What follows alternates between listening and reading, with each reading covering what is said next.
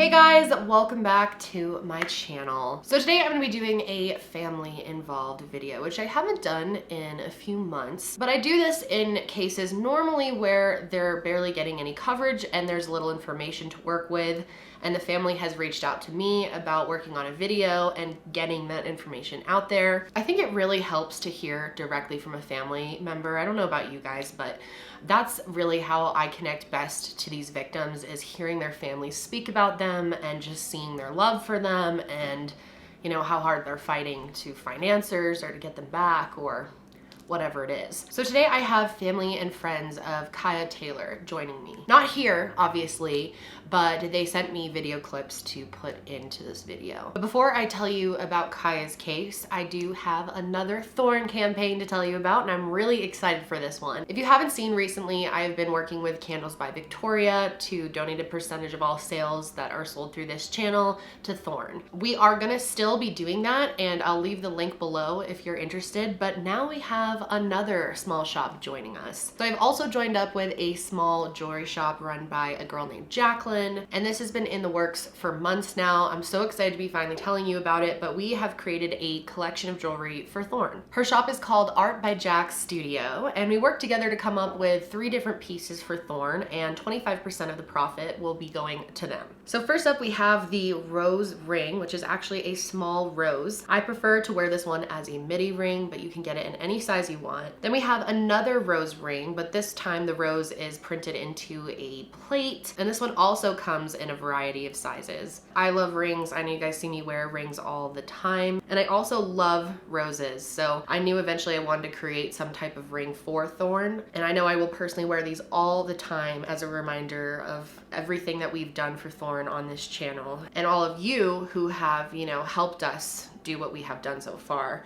Got a little sidetracked there, but this is the last piece. It is the rose resin necklace. This is really, really cool, very unique and handmade. In each necklace, there is a small rose that is encased in resin, and it is wrapped in wire, of course. And if you didn't know, the reason that we have everything rose themed is that is what THORN's symbol is. THORN works to protect and save children from human trafficking as well as exploitation online. So THORN sees children as the rose and themselves as the thorn, protecting the rose. So we put a lot of thought into this collection, and I really hope you guys check it out. We have limited stock for this, so if you want one, you've got to get it. We probably will do another restock in the next month or 2, but definitely get your hands on them if you want one. These are super, super limited edition. If you have any questions about the pieces, I will link Jacqueline's Twitter below. You can reach out to her. She's always on social media. And also, if you end up throwing anything else from her shop into your cart, she's gonna donate 10% on those items as well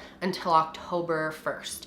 So yeah, check it out, guys. But let's go ahead and get into today's case. So Cieha Taylor went missing this year in February 2020. As you guys know, it's been a crazy year. So much has happened. I'm sure you guys are just as drained as I am and everyone else in the world feels right now. And when there's so much going on and also so many missing people, it's really hard for families to raise awareness about their loved one. So Cieha's family has done everything they can to get the word out about her going missing, and they have reached out to several true crime YouTubers to help spread the word. Social media has become so vitally important in true crime cases these days. Families are often told that's the best way that they can help is by raising awareness. So Cieha's family has been doing that by trying to do their own social media campaign, but you can only grow it so much when you don't have a platform. So they have also reached out to several, you know, podcasts and true crime YouTubers to help spread awareness about Cieha. So this is Cieha Annette Taylor. She's currently 28 years old, and she's born on November 16th, 1991. Cieha has been missing since February 6th, 2020 from Plant City, Florida. And this is a city in Hillsborough County, which is east of Tampa. It's a pretty small town, you know, not the smallest in the world, but pretty small. It has an estimated population of 34,000. Plant City has a lot of farmland. They're really known for their strawberries. It's kind of where most of the country gets their strawberries from in the winter months. Cieha has 2 brothers and a sister. And from what the family has told me, Cieha has a very fun and lighthearted vibe about her. And from what I was able to gather myself, because she did have a YouTube channel, she only had a couple videos on it, but in those few videos, you can just kind of see what a goofball she was. Greetings, Earthlings. It is Cosmic Cieha from the Cosmic Cieha Show, reporting from an alternate universe. Today's juicy gossip is about how an attitude of gratitude can and will change the world, simply because giving thanks greatly improves the quality of what it is you're showing appreciation to. She seemed like a really good person, and they also sent me this video clip of her shaving her head on New Year's Eve. And apparently this was not out of character for her. She just decided she wanted to shave her head and get a new start on New Year's Eve last minute, and just went in the bathroom, took a razor and shaved her head. And she was that type of person who's just like super free-spirited and spur of the moment and just fun like that. You are terrifying and strange and beautiful. Something not everyone knows how to love. Cieha is a very unique individual. She's always been very eccentric and loved. She always wanted to investigate or learn or be out in the world, see things, know things. She was more curious than why is the sky blue? She was more curious than that, and she would find it out too. She was an avid reader. She read when she was 4 years old. She could read to you. Yeah, she had books. her own reading group in kindergarten. She was the teacher's helper. She loved nature. She could be in the water 24/7. Oh, her voice, her imitation of voices of the animals and people, especially the dogs and the cats, and the nicknames she always named people. This one was Hopi. This was just her Aunt Cindy, like her second mom. So me was Manita. My brother was Donald, and then her cat was Babushka. Oh, and her brother was Bubby. She loved to requote songs and movies. She was very affectionate. She loved to touch, hug, kiss, rubbing your hair, rub your feet, Loved people. hold your hands, and it's one of the main things I miss right now. She had a contagious smile. Cieha is the type of person who wants to enjoy every moment of life, every high, every low, every moment in between. She has this thirst for life that I've never seen in another person. She hates to sit still. She's always going, like the Energizer Bunny. I tell her that all the time. She was a dreamer. She loved to write poetry, music. She loved nature and gardening and animals. She loved hanging out with her family. She loved her family. She loved going to the beach. We would go to the beach at 2 a.m. just because we were sad, because we were happy, because we just wanted to watch heat lightning over the Gulf of Mexico. I mean, that's the type of person that she is. She would call me up and be like, "Are you awake? You want to go to the beach?" This girl lit up a room when she was just very young. I don't remember the age. She won Miss Pasco County. Fair. She was absolutely one of the most beautiful children I've ever seen in my life. And she had a personality to go right behind it. I remember when she was just barely 2 years old. She was sitting in the front seat of the car. She was not in the car seat. We were parked. And she was in just her underwear. And she looks at me and she falls out like she is passing out. And I'm like, "Cieha, what's wrong with you?" She says, "I just died. Act like I'm dying." A bit of a backstory between Cieha and I. We met when we were 7 years old. We were in the same grade. When someone goes missing or passes away, God forbid, it's the little moments that you think of the most. It's laying in bed with her, sharing memes or sad quotes on Tumblr. It's driving through the countryside, listening to worship songs, or going to church at midnight on Christmas. You would be holding hands, doing spells, or charging crystals, or going to metaphysical stores, reading tarot cards. I miss the way that she would say my name when she called me. Allison, Allison. Kaya's the type of person that when she walks into your life, you never forget her. She's always the center of attention, even if she didn't want it, but she usually did. She loved to entertain people. She was a great performer. She was so smart.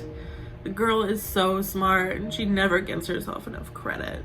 She loves so deeply and so hard, and I know that all she wants is to be loved in the same way.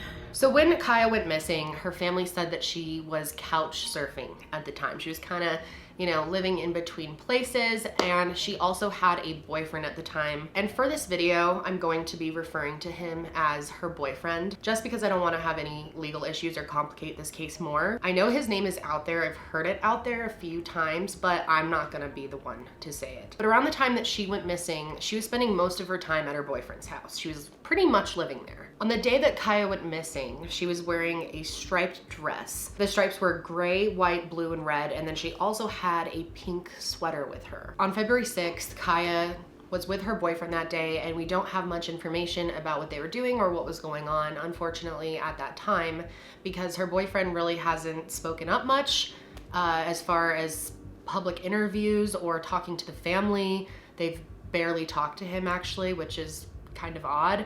He has talked to police, but all of that hasn't been disclosed to the public. But around 4 p.m., she left after dropping her boyfriend off at his house. So that was the last place that she was known to have gone. And then later that day, around 7 p.m., so only a few hours later, police got a call that there was a car that was on and running and left on the train tracks. When they got there, they found out that it was a black Toyota Solera, and it was found abandoned at East Trapnell Road, just west of Jap Tucker Road in Plant City. And this is really close to where her boyfriend lives. So like I said, the car was still running with the keys inside on the train tracks, which is very, very suspicious, or at least you would think so. But police didn't seem to think so, because they actually just decided that it was a hazard, obviously, for the train, for the car. And so they moved the car off of the train tracks, out of the way, turned it off, locked it, and left it there. They didn't try to figure out whose car it was or try to see if something suspicious was going on. They just left it. So Kaya was old enough that her parents weren't constantly checking in on her. And it took a few days until everyone realized that she was missing. Her boyfriend never said anything, which he's the one who was spending the most time with her at that time. And obviously, because the police didn't do anything about it, they never heard about her car being found on the railroad tracks. So it was days after that a missing persons report was actually filed. And like I said, the last place that Kaya was seen was at her boyfriend's house, dropping him off.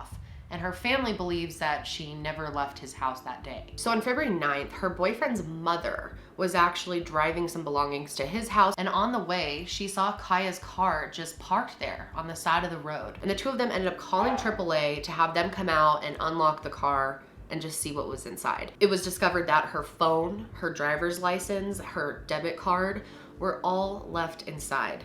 So if she had left on her own accord, she probably would have taken those things, especially her phone, because Kaya was known for having her phone with her at all times, and her family just believes she would not have left it behind. Kaya loves her cell phone. Like, it's an extension of her body, to be honest. If she's not texting or on social media, the girl is taking photos. Wherever that phone was, Kaya was. Her phone is her literal lifeline. She would not just leave it somewhere. Kaya always had her phone.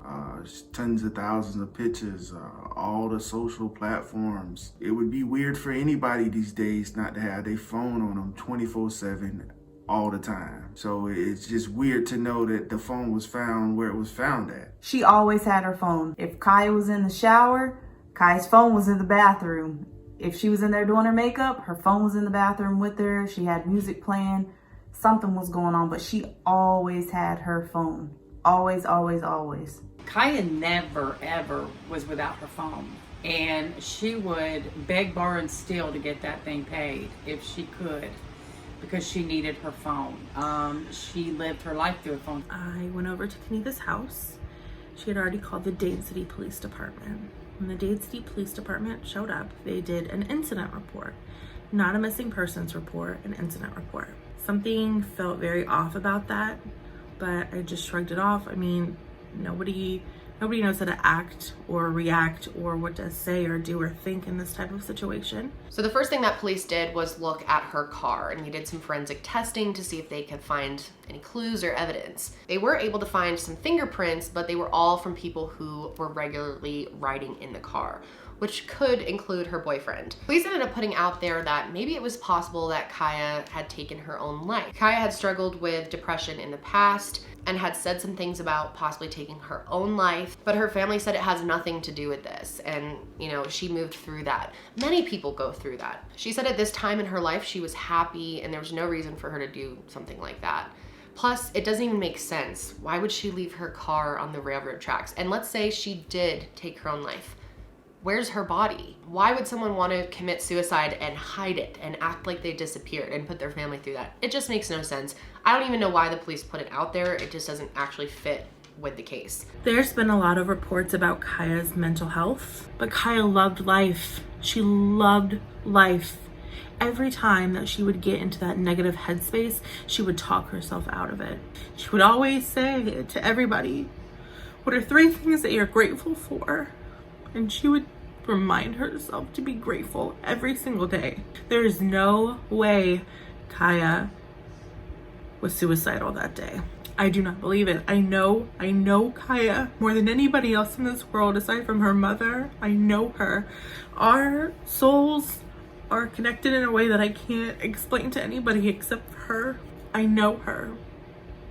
This wasn't suicide. She wouldn't walk away from her life. She wanted to be better and do better. Police also did a physical search along with family and friends in the wooded area around where her car was found. And it was really hard to believe that no one had seen anything. Because like I said, Plant City is really known for their strawberries, and there are tons of people in this area around that time. It's actually strawberry season. So according to her family, whenever they're out there looking for her, they see tons of people and they just can't understand how no one saw anything. The police also said that they looked at surveillance footage in surrounding areas, but they haven't found anything that can help them. They even took bloodhounds out to the area to try to help pick up any scent, and they weren't able to find anything. They also brought out helicopters and did an aerial search. They put information about Cieha on road signs for people driving by. On February 20th, they did a traffic survey in the area, and they handed out over 500 flyers to people that regularly are in that area, but no helpful leads have come back from that either. So several weeks went by with nothing, and obviously the family is feeling incredibly helpless. For me, it was devastating. I remember falling down and just laying there, and so fear and horror set in inside of me. I remember thinking to myself, what if I never get her back? And I'm sad about that because I didn't want to speak it into the universe. It's like Groundhog Day in a nightmare. It was almost as if it was surreal. Like I was going through the day, through the emotions, but it's still almost like a movie that we're watching, and we want to hurry up and get to the end so we can find her. First few days after I found out Cieha was missing, I was upset. I felt helpless because I was in Iowa and my mother was dealing with it in Florida, and I wish I could just drop everything and get back down to Florida, but I couldn't.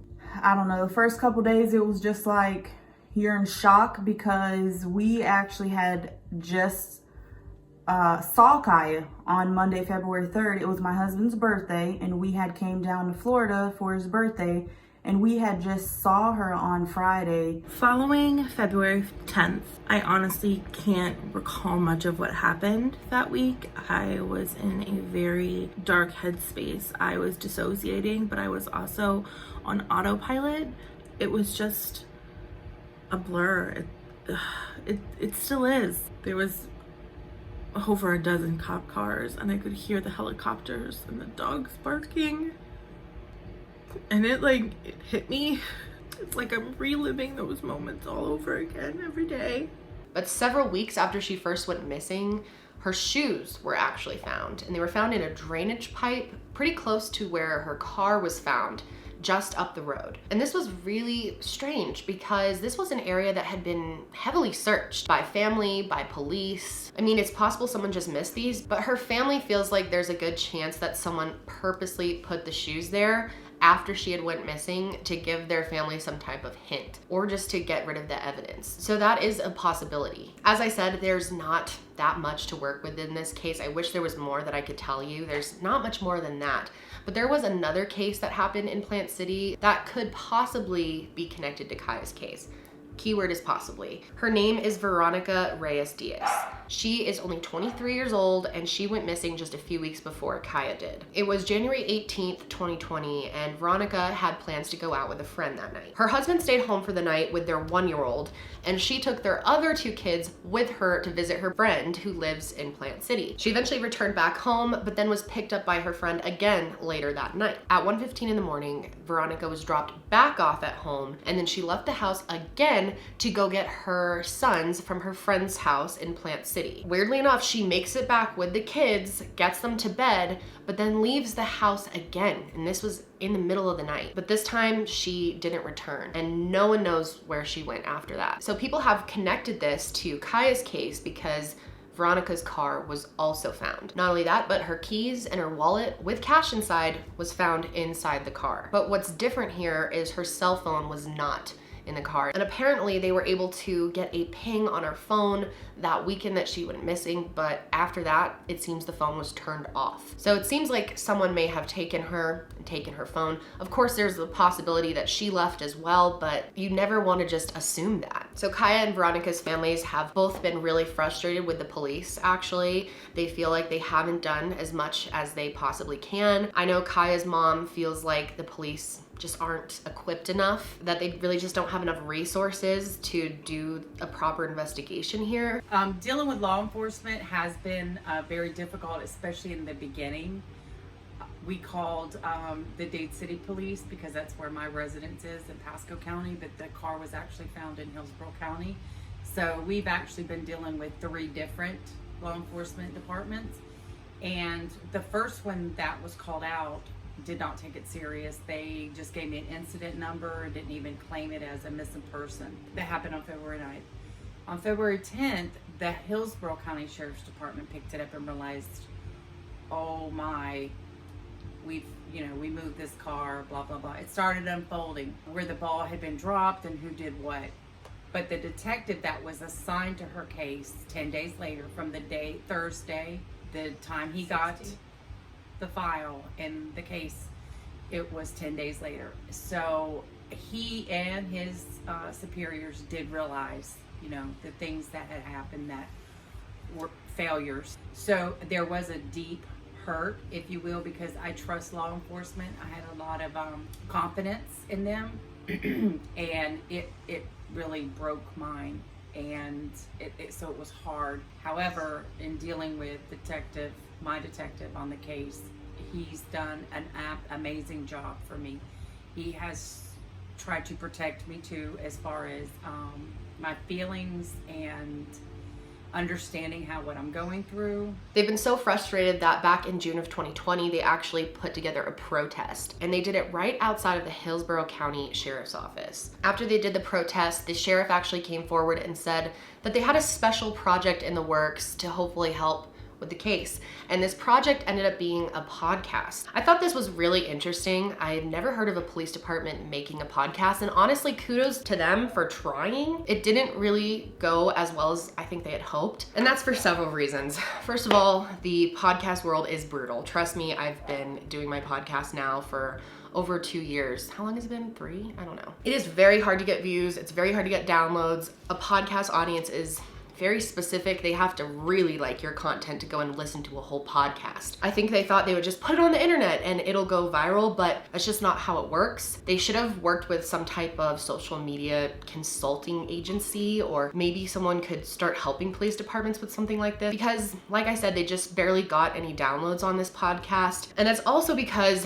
they named it Unfinished Business, which is the name of 2 other really popular podcasts. So that just really does not help in search results. That's their biggest biggest problem for sure. The podcast is about a bunch of different cases. The first episode was about Cieha. It's 12 minutes long, which I think is pretty weak. Come on, I put out like 2-hour podcasts. Like, you're the police, you have all the information. You'd think they would understand that a podcast should be longer than 12 minutes. I don't know, super disappointing.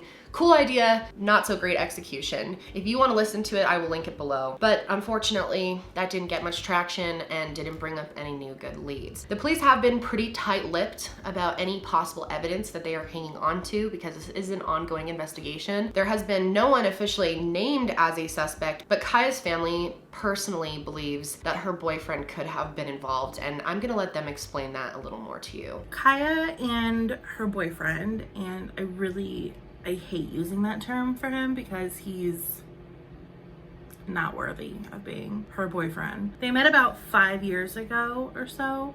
At first it was just a fling, it was just a hookup, it was not serious, it was just somebody that she could have fun with. But over the last 2 years or so, things definitely got a lot more intense on her end, at least. She definitely felt like she was in love with him. She wanted to get married to him. She wanted to have children with him. It was very much a one-sided relationship. He never posted about her on social media. He never took her on dates. He would blow her off on her birthday. He would only show up when it was convenient for him. He's just not a good person. He was never considered a boyfriend to me. Was never welcome at my home. I did not like the choices that they were making in the circle of friends that they were hanging with.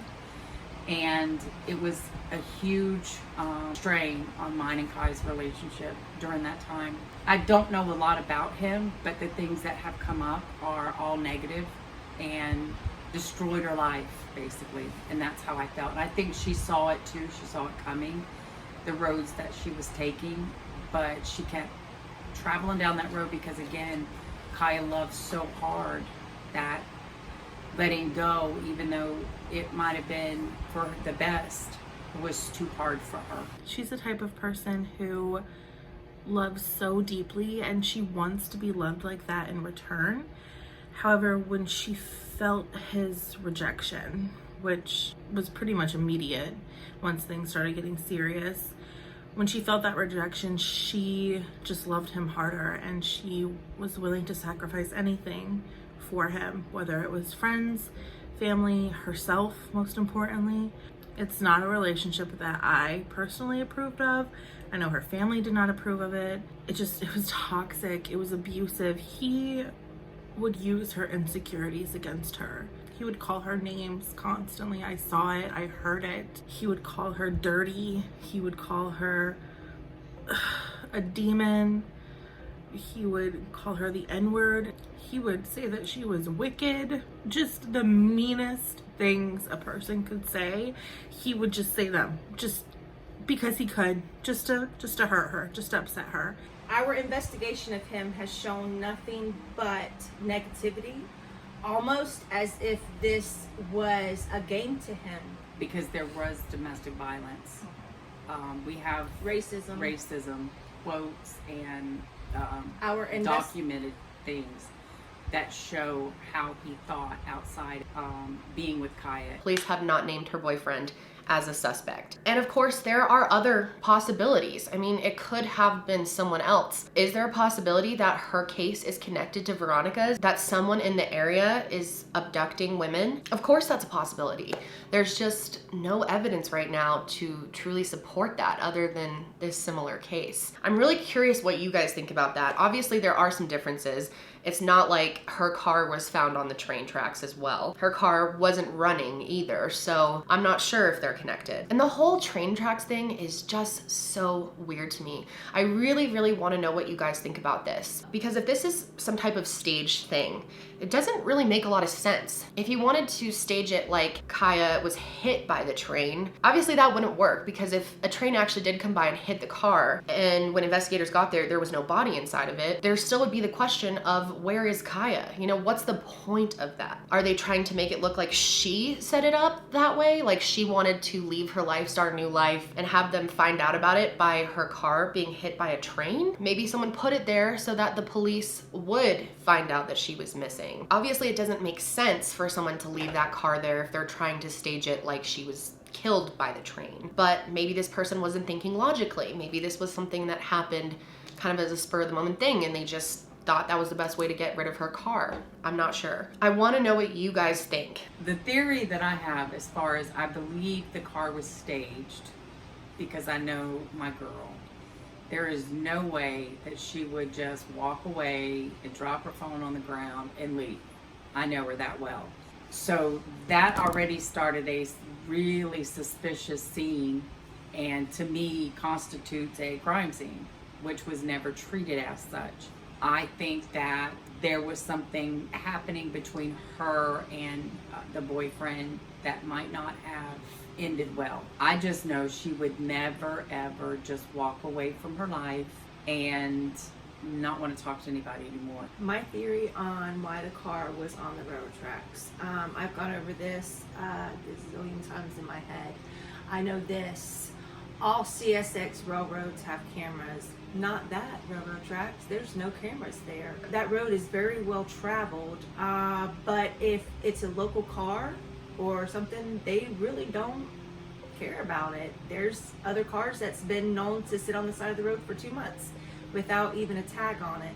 It feels staged. It definitely feels staged, but at the same time, who knows, you know? Maybe she was in that car and maybe she wasn't. Maybe that car was purposely put there. And where the car was found on those train tracks, if you were to walk them, it leads right up to the boyfriend's friend's backyard. I mean, did somebody just drive there, put the car there, run down the train tracks? I don't know. There's been a lot of talk of maybe sex trafficking, which very well could be the case, but there's just this feeling, I have this feeling that it has to do with her boyfriend. If you were to see the last text messages exchanged between them, and if you were to know the boyfriend, know his friends, know the kind of things that they were doing, it would be a no-brainer. Something is telling me in my gut that he knows what happened to her.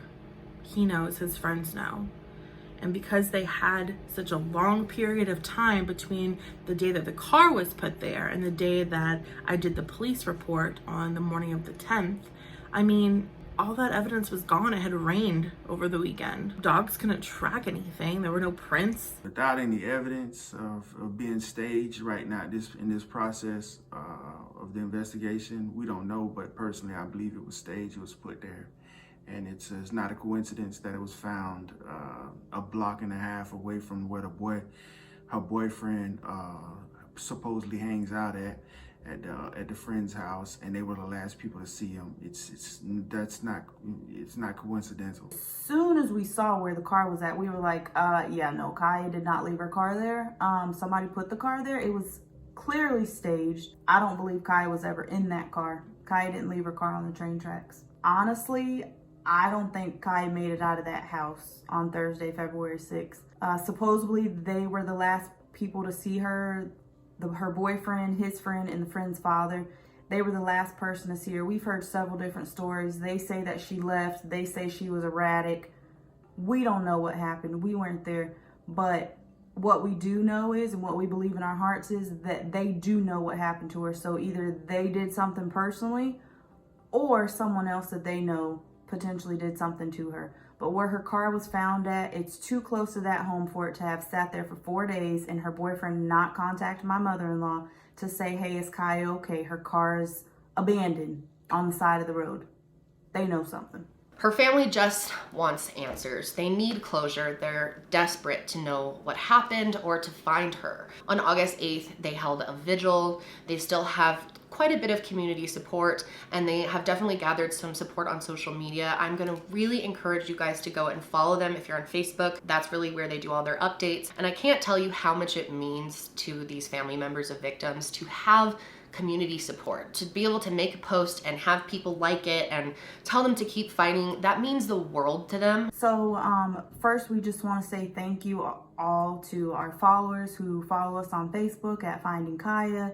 Also, we have an Instagram account, Finding Kaya, and basically, you know, like the detective says, what we're doing on social media is very effective. It has brought in leads, it has brought in tips.